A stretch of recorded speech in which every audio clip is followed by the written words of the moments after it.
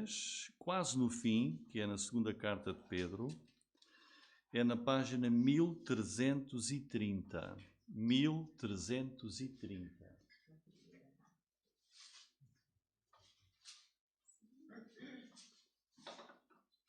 É a segunda carta de Pedro. Segunda carta de Pedro, página 1330. O tema desta carta é a verdade fiel em face da falsidade. E hoje vamos ter apenas a introdução. Se os irmãos se recordam, nós estudamos já a primeira carta de Pedro, já há algum tempo, e depois a seguir passamos para o livro do Apocalipse, e ao mesmo tempo estávamos a estudar outro livro que era o Evangelho de João. Também concluímos Filipenses e hoje vamos iniciar o estudo desta segunda carta de Pedro. É uma carta que tem quase 2000 anos, e ela foi escrita nessa altura, há 2000 anos atrás, tendo em conta a situação que se vivia na ocasião, mas como a palavra de Deus é viva e eficaz, nós iremos ver que parece que está a ser escrita para aquilo que nós estamos a viver hoje. E por isso devemos prestar muita atenção à palavra de Deus. E realmente o tema de toda a carta é a verdade fiel de Deus perante um mundo à nossa volta com uma mensagem e com valores completamente diferentes. E hoje vamos ter apenas a introdução. Vamos ler aí o primeiro versículo que diz: Simão Pedro, servo e apóstolo de Jesus Cristo, aos que conosco alcançaram fé igualmente preciosa pela justiça do nosso Deus e Salvador Jesus Cristo. Portanto, hoje iniciamos esta carta. Ela tem apenas 3 capítulos, não é muito longa. E qual é o objetivo desta carta? O que é que Pedro tinha em mente? E Pedro escreveu inspirado por Deus, como é lógico. Esta é uma carta, uma epístola que proclama a verdade fiel em face de um mundo de falsidade em relação àquilo que Deus nos ensina. Esta carta aborda muito em particular falsas doutrinas, falsas ideias, que eram provenientes de mestres, de ensinadores, que surgiram naquele tempo e, como a palavra de Deus é viva, vai-nos mostrar que precisamos desta carta, desta mensagem, à medida que vão surgindo, quanto mais se aproxima o fim dos tempos, mais surgirão falsos profetas, falsos ensinadores, como o apóstolo Pedro escreve aqui no capítulo 3, versículo 13, ele diz assim: sabendo primeiro isto, que nos últimos dias, estão a ver, virão escarnecedores, andando segundo as suas próprias concupiscências. Ou seja, à medida que nós vemos ideias, doutrinas que são completamente opostas à palavra de Deus, isso é um sinal que nos estamos cada vez mais a aproximar dos últimos dias. Esta carta de Pedro começa com uma declaração muito franca, muito aberta da verdade de Deus, que é fundamentada nas Escrituras, na inspiração de Deus. Vejam aí o versículo 19, que diz assim, vejam, temos muito firme, portanto, nós temos com muita firmeza o quê? A palavra dos profetas, à qual bem fazeis em estar atentos, como uma luz que ilumina um lugar escuro, até que o dia amanheça e a estrela da alva apareça em vossos corações. Portanto, está aqui a dizer, povo de Deus, agarrem-se com muita firmeza à palavra de Deus, aos ensinamentos dos profetas. É uma luz no meio de um mundo escuro, no meio de um mundo completamente oposto a Deus. Portanto, esse é o objetivo também de Pedro ao escrever esta carta. Depois ela prossegue, no resto dos capítulos 2 e 3, ela continua advertindo contra falsos mestres que, o que é que tentam fazer? Substituir a palavra de Deus por palavra dos homens. Não é? Ideias humanas. Veja o capítulo 2. Diz assim: e também houve entre o povo falsos profetas, como entre vós haverá também falsos doutores, que introduzirão encobertamente, ou seja, de uma maneira assim meio escondida, o quê? Heresias de perdição. E negarão o Senhor que o resgatou. Vão negar Cristo, trazendo sobre si mesmos repentina perdição. E agora reparem, e muitos seguirão. Dizem, mas como é que é possível? Tanta gente a seguir essas... Sim, muitos seguirão as suas dissoluções. Não apenas doutrina, mas prática de vida, pelos quais, vejam, será blasfemado o caminho da verdade. Ou seja, iremos ver igrejas a ter uma maneira de estar e de agir e de viver o que eles dizem que é a sua fé, que diz que é uma blasfémia contra Deus. E à medida que nos aproximamos do fim, iremos ver isso. E dizem muita gente a seguir isso. É o que diz a palavra de Deus. Então Pedro escreve esta carta para que o povo de Deus não se deixe enganar. Não crie ilusões e pense, mas ali é que se calhar está o caminho certo. Olha, tanta gente a seguir. Olha que alegria, coisa tão boa. Diz, cuidado, é o alerta de Deus. Já o apóstolo, o escritor Judas, que escreve mais à frente, antes do livro do Apocalipse, Judas é um escritor que escreveu apenas um pequeno livro, são 25 versículos, e ele escreve muito em paralelo com esta segunda carta de Pedro. Ele diz, Judas, no versículo 3, amados, procurando eu escrever-vos com toda a diligência acerca da salvação comum, vejam, eu quis escrever, ele está a dizer, eu quis escrever para vós acerca do Evangelho, da salvação. E ele diz, mas espera aí, comecei a ver as coisas à minha volta, e o que é que o Espírito de Deus lhe disse? Vejam, e tive por necessidade, o quê? Escrever-vos e exortar a batalhar pela fé, que uma vez foi entregue aos santos.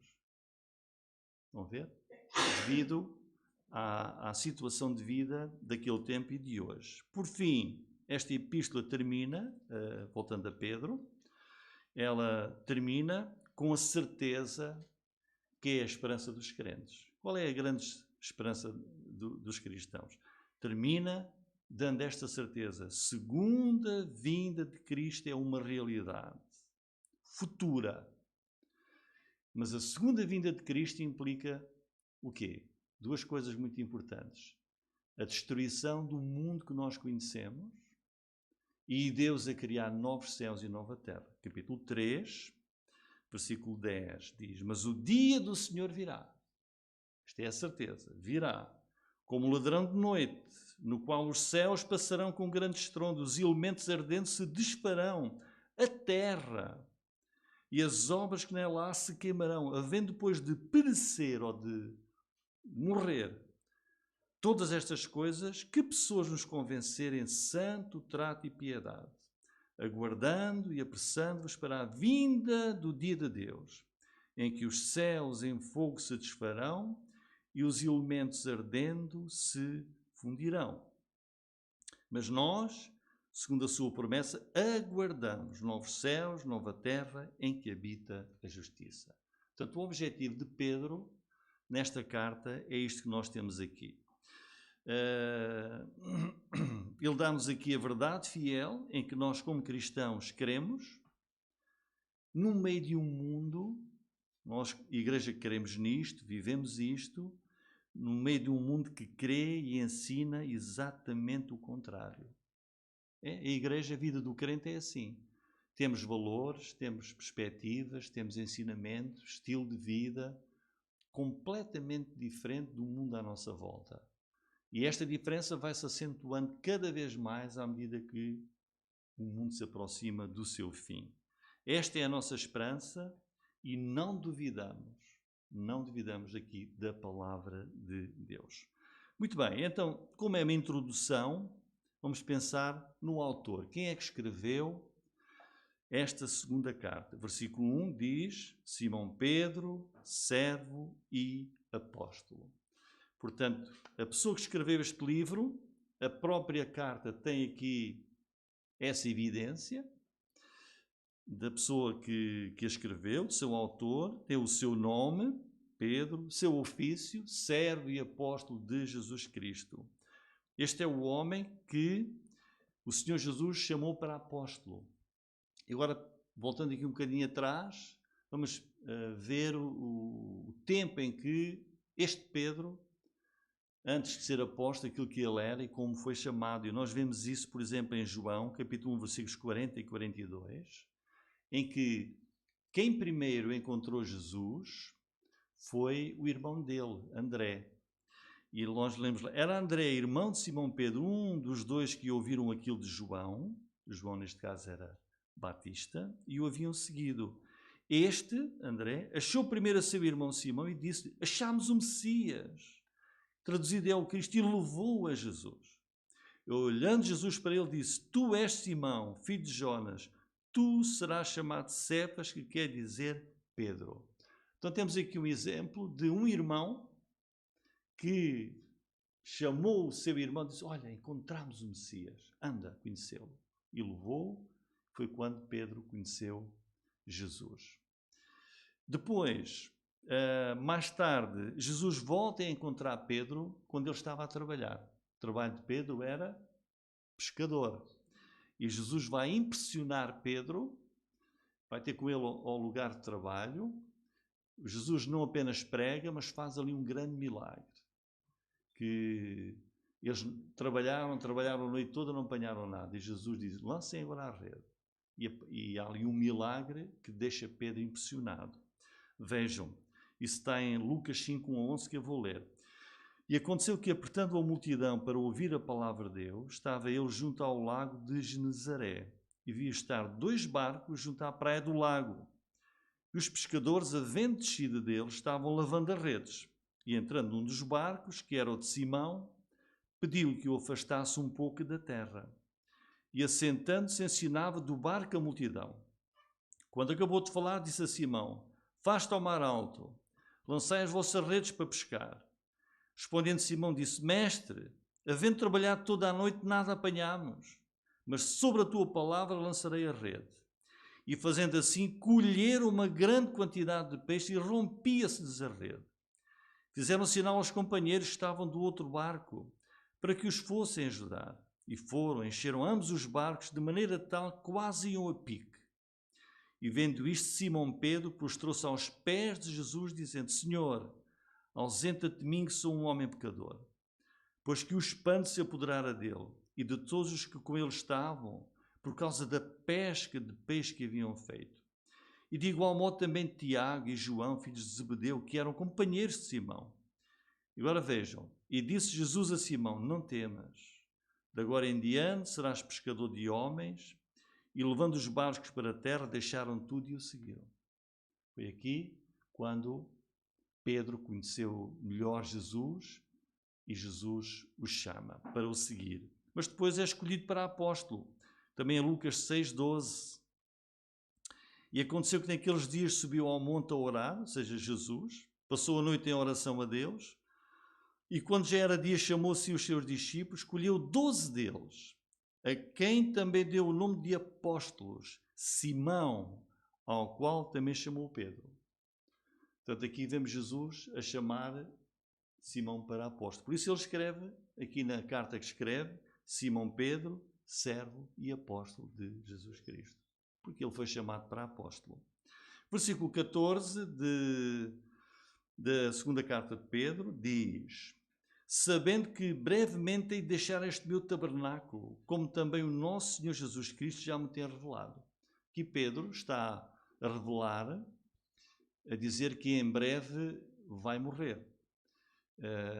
E diz que Quem lhe revelou isso foi Jesus. E ele aqui traz à memória um passeio que ele teve com Jesus 30 anos antes de ele escrever esta carta. Quando Jesus ressuscitou dos mortos e Pedro levou um grupo de amigos para pescar, lembra-se quando nós estudámos João, depois Jesus faz um milagre, Jesus está na praia, pôs ali brasas, assaram um peixe, tragam mais peixe e tomaram ali o pequeno almoço muito cedo de manhã. E Jesus vai falar com Pedro, e nós vemos isso em João 21:17, em que Jesus lhe pergunta: Pedro, amas-me? E ele diz: Senhor, sabes que eu te amo. E a dada altura Jesus diz assim: na verdade te digo, quando eras mais moço, te cingias a ti mesmo e andavas por onde querias, mas quando já fores velho, e ele está agora a recordar isso aqui. E este versículo 14, prova a autenticidade do escritor. Ele traz à memória isto que Jesus lhe disse: olha, Pedro, quando já fores velho, vais estender as tuas mãos, outro te cingirá e te levará por onde tu não queiras. E disse isto, significando com que morte havia ele de glorificar a Deus. E dito isto, disse-lhe: segue-me. Então, Pedro morreu crucificado e depois pediu, porque não queria morrer da mesma maneira que Jesus, para ser colocado de cabeça para baixo. Por isso Jesus lhe disse: um dia, quando fores velho, vais estender as mãos e vais morrer. E Pedro está aqui a dizer que tinha chegado esse tempo. Depois, voltando outra vez a Pedro, capítulo 1, versículo 16, porque ele diz: não vos fizemos saber o poder e a vinda de nosso Senhor Jesus Cristo, segundo fábulas astuciosamente compostas, mas nós mesmos vimos a sua majestade. Pedro aqui está a trazer à memória também outro grande acontecimento que ele testemunhou com Jesus. Ele está aqui a dizer: nós mesmos vimos a sua majestade. Quando é que isso aconteceu? 2 vezes. Uma delas foi quando Jesus subiu a um monte e se transfigurou. E isso está lá em Mateus capítulo 17, versículos 1 a 8. Foi um acontecimento fantástico. Diz: 6 dias depois, tomou Jesus consigo a Pedro, a Tiago e a João, seu irmão, e os conduziu em particular a um alto monte, transfigurou-se diante deles.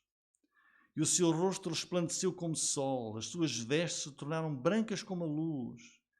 E eis que lhe apareceram Moisés e Elias falando com ele, e Pedro respondendo disse a Jesus: Senhor, bom é estarmos aqui. Se quer, façamos aqui 3 tabernáculos, um para ti, um para Moisés, um para Elias. E estando ele ainda a falar, eis que uma nuvem luminosa os cobriu.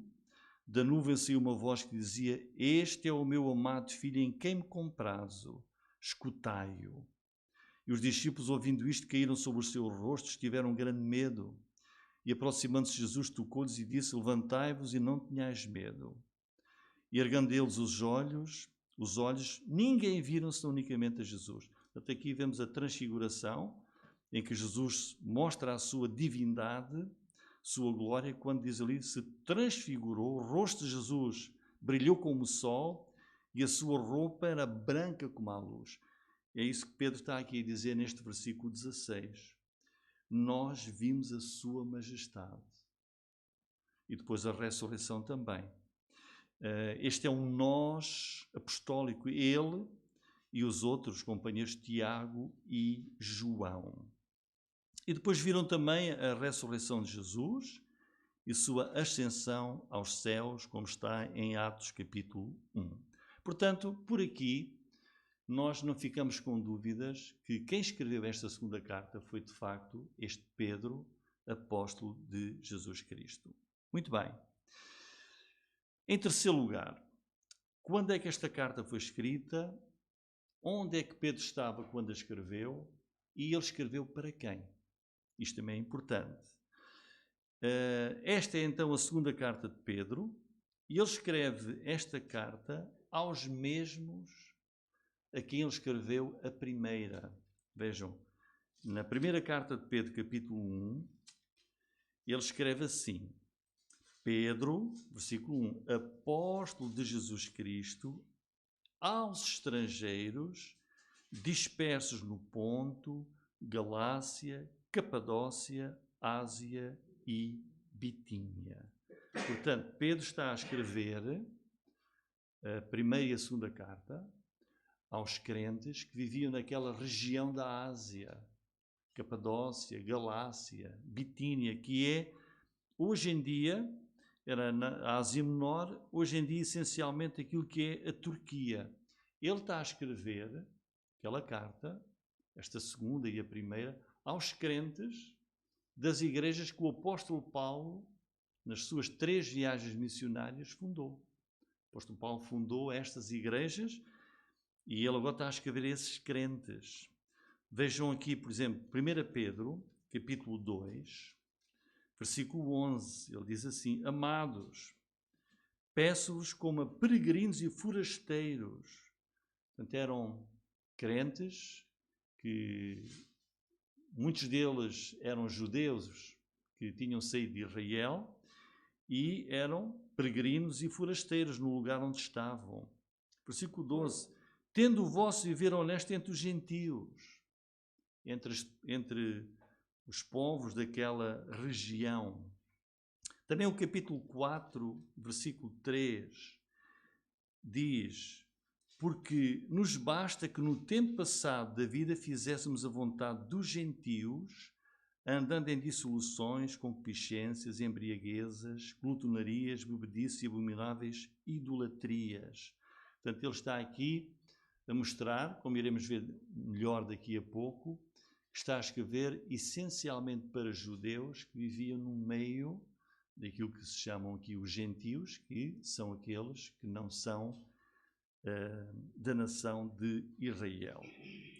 Quanto à data, ora, nós sabemos que Pedro foi martirizado por volta do ano 67 depois de Cristo, e esta carta terá sido escrita por volta do ano 64. E agora, também uma questão muito interessante, que é: onde é que estava Pedro quando escreveu esta carta? Onde é que ele se encontrava? Ele estava bem longe de Israel. E nós aprendemos isso na primeira carta de Pedro, capítulo 5, versículo 13. Ele diz assim: A vossa coeleita em Babilônia vos saúda e meu filho Marcos. Portanto, temos aqui uma referência a uma cidade, que é a cidade de Babilônia. Foi daqui que Pedro escreveu as suas 2 cartas. Ora, há muitos que acham que este nome Babilônia não é literal, é uma referência simbólica e quer dizer Roma. E por isso que Pedro escreveu a carta de Roma, onde ele, de facto, veio a morrer.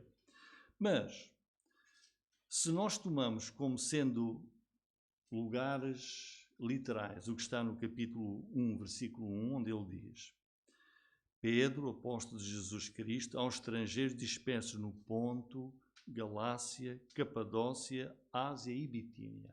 Isto são lugares reais. Não podemos depois achar que, quando ele escreve Babilônia, que é um símbolo. De facto, Pedro escreveu da Babilônia e não de Roma. Então podem perguntar, mas porquê é que Pedro foi para tão longe? A Babilônia ficava a largas centenas de quilómetros de Israel, onde Pedro viveu, onde ele conheceu Jesus e onde inicialmente o serviu. O que é que levou Pedro para tão longe, para a Babilônia? Bom, o que levou Pedro para aquela região foi a sua chamada para apóstolo. O apóstolo Paulo foi chamado para ser, que era também judeu, o apóstolo Paulo foi chamado para ser apóstolo dos gentios. E ele levou o evangelho para a conversão daqueles que não eram judeus, que não eram de Israel. Já o apóstolo Pedro recebeu a missão de ser apóstolo para o seu próprio povo, para os judeus. Por exemplo, se nós lemos Gálatas, capítulo 2, versículos 7 e 8, temos lá essa revelação. Diz assim: Antes, pelo contrário, quando viram que o evangelho da incircuncisão é aqui uma referência aos gentios. Os judeus tinham o mandamento da lei de Moisés que todo o menino, aos 8 dias, tinha de ser circuncidado. Os gentios não, os que não eram judeus não tinham esse mandamento. Então vejam aqui.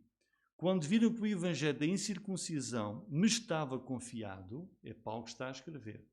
O evangelho para os que não são judeus foi-me dado a mim, Paulo, como a Pedro o da circuncisão.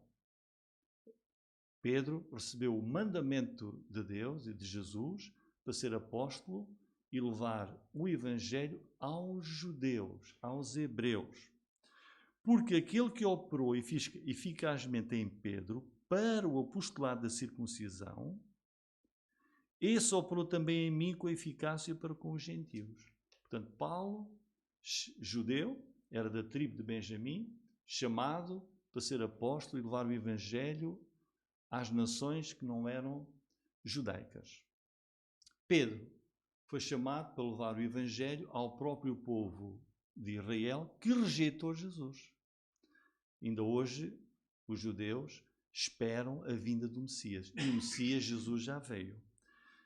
Por isso, por Pedro ser o apóstolo para o povo judeu, ele foi para um lugar onde havia muitos judeus, como iremos ver. E qual era esse lugar onde havia muitos judeus? Esse lugar era, de facto, a Babilónia. Era possivelmente o lugar onde haveria mais judeus fora de Israel, era na região da Babilónia.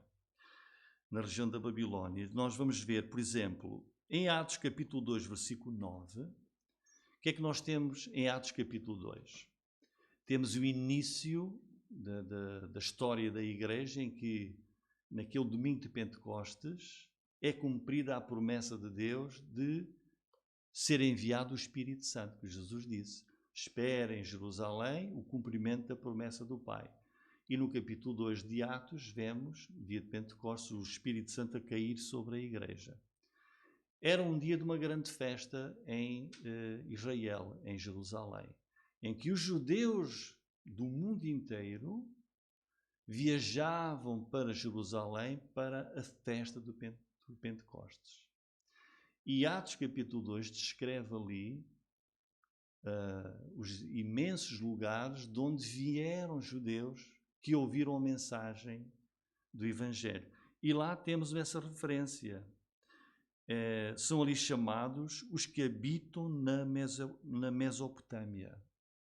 Também estavam lá judeus na festa em Jerusalém, provenientes da Mesopotâmia. A Mesopotâmia, esse lugar, como nós aprendemos na história, é uma palavra que significa entre os rios, Tigre e Eufrates, que é a região da Babilónia, da Caldeia.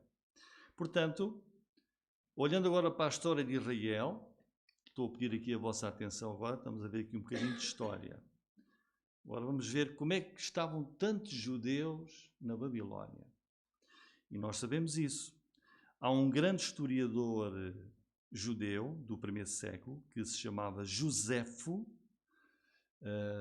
que confirma que havia uma comunidade enorme de judeus na Babilónia. Mas como é que foram tantos judeus para a Babilónia? E aí a história tem a resposta. Quando Deus enviou o rei Nabucodonosor e os caldeus invadirem Israel por causa do... E Deus faz isso para castigar o pecado de Israel, de Judá, da grande desobediência a Deus. Então o rei Nabucodonosor invade Israel, destrói a cidade de Jerusalém, destrói o templo, os muros da cidade, há um saque ao templo e praticamente toda a população é levada em cativeiro de Israel para a Babilónia. Há pessoas famosas que nós conhecemos, como por exemplo Daniel. Daniel, os seus amigos, ele escreve o livro no cativeiro da Babilónia. E, de acordo com o profeta Jeremias, Deus disse que iria manter o seu povo em cativeiro na Babilónia por 70 anos. Ao fim dos 70 anos, Então há uma ordem para os judeus regressarem e voltarem à sua terra para reconstruírem o quê? Os muros da cidade de Jerusalém e o templo. E nós temos isso na história, temos o livro do profeta Neemias, de Esdras, do povo que regressou e reconstruíram de novo a vida ali na sua terra. Mas a maior parte dos judeus não regressou. Muitos dos judeus que foram levados cativos isso foi no ano 598, 70 anos depois regressam, mas a maior parte ficou na Babilónia. E é por isso que Pedro, recebendo o ministério de ser apóstolo dos judeus, ele vai procurar um lugar onde havia um grande número de judeus. Esse lugar era a Babilónia. E por isso ele vai à Babilónia e lá escreve. Temos aqui 1 Pedro 5,13 e diz: a vossa coeleita, que é a igreja, em Babilónia vos saúda. Ele escreveu as suas cartas da Babilónia. Muito bem. Agora, para concluir, algumas características interessantes da segunda carta de Pedro. Já vimos no início que ele escreve para nos dar um alerta e nos incentivar à firmeza na palavra de Deus no meio de um mundo que cada vez mais se distancia de Deus. E também uma das grandes mensagens da segunda carta é de trazer à memória, lembrança. Pedro dá muito valor a isto, que os crentes devem lembrar-se da palavra de Deus, devem conservar na sua mente a palavra de Deus para fortalecer a sua fé e assim prosseguirem e serem protegidos da falsidade. Eu vou ler alguns versículos para verem o valor da lembrança. Olha, o capítulo 1, versículo 9. Pois aquele em que não há estas coisas é cego, nada havendo esquecido da purificação dos seus antigos pecados. Olha, não te esqueças, tu és um crente, nasceste novo, não voltas à vida que tinhas antes de ser crente. Já te esqueceste que pediste perdão dos teus pecados, nasceste novo, não vais voltar. Não é? Havendo-se esquecido, não nos podemos esquecer. Versículo 12. E tenho por justo, enquanto estiver neste tabernáculo, Pedro está a dizer, enquanto eu estiver a viver neste corpo aqui, enquanto o Senhor não me chama, despertar-vos com admoestações. Despertar-vos com admoestações. Versículo 13. E tenho por justo, enquanto estiver... desculpem, eu li o 13, não li o 12. Vamos ler o 12. Por isso não deixarei de exortar-vos sempre acerca destas coisas, ainda que bem as saibais. Estão a ver? Exortar-vos das coisas que vocês já sabem para permanecer na vossa lembrança. Versículo 15. Mas também eu procurarei em toda a ocasião que depois da minha morte tenhais lembrança destas coisas. Eu vou escrever para que vocês mantenham em lembrança aquela que é a mensagem de Deus. Depois o capítulo 3, versículo 1. Amados, escrevo-vos agora esta segunda carta, ambas as quais desperto com exortação o vosso ânimo sincero. É um despertar para a lembrança. E o versículo 8. Meus amados, não ignoreis uma coisa. Não ignorem, não se esqueçam, não deixem de pensar nisto. Que um dia para o Senhor é como 1000 anos e 1000 anos como um dia.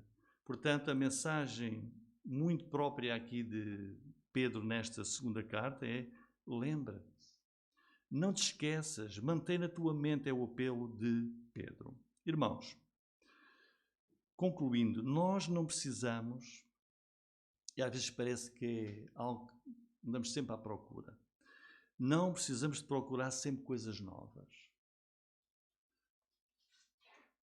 Às vezes até de forçar, ou de procurar inventar uma novidade da palavra de Deus. As pessoas não precisam de algo novo. Já está tudo aqui na palavra de Deus. Precisamos de a conhecer, e isso vem pela leitura da palavra de Deus, e precisamos de ser lembrados daquilo que Deus já nos deu, daquilo que está, daquilo que existe na sua palavra, e sermos exortados a crermos, a vivermos de acordo com a palavra de Deus. A verdade de Deus já foi revelada pelo Senhor Jesus Cristo e está aqui nas suas Sagradas Escrituras. Eu termino com 2 Pedro 3, 17 e 18. Diz assim: Vós, portanto, amados, sabendo isto de antemão, guardai-vos, de que pelo engano dos homens abomináveis sejais juntamente arrebatados e descaiais da vossa firmeza. Não descaiam, não deixem de ficar firmes. Antes, vejam, pelo contrário, crescei na graça e no conhecimento do nosso Senhor e Salvador Jesus Cristo. A Ele seja a glória, assim agora como no dia da eternidade. Amém. Que Deus nos abençoe no estudo desta segunda carta de Pedro, nestes 3 capítulos que nós iremos ter agora à nossa frente. Amém, irmãos. Muito bem, então, hoje sendo